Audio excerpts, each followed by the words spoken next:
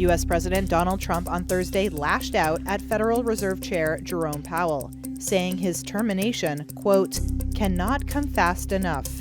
In a Truth Social post, Trump said Powell, quote, should have lowered interest rates like the European Central Bank long ago, and that he should, quote, certainly lower them now.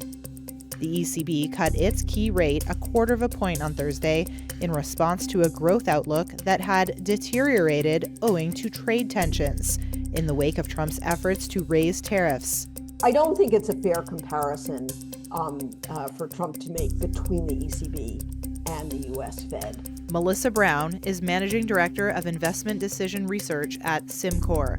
I think we're seeing some very different economic numbers coming out of the Eurozone versus what's coming out of the U.S. So they have more room to move rates down without worrying about, triggering inflation. I think the ECB is much more worried about the impact of tariffs on Eurozone economies. Powell has a different mandate.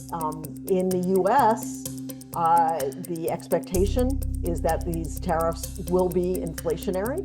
He's got a really, really tough job, I think, of balancing between, we certainly don't want inflation to go way back up, but we also do need to worry about the economic impact. Trump's attack comes a day after Powell warned that Trump's tariff policies risked pushing U.S. inflation and employment further away from the Fed's goals.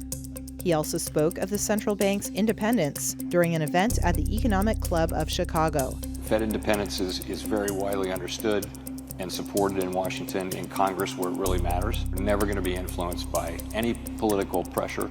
Powell, who Trump nominated for Fed chair during his first term, also said the central bank was not prepared to move policy in any direction or at any pace until Trump's tariff plans are finalized and their impact is more clear.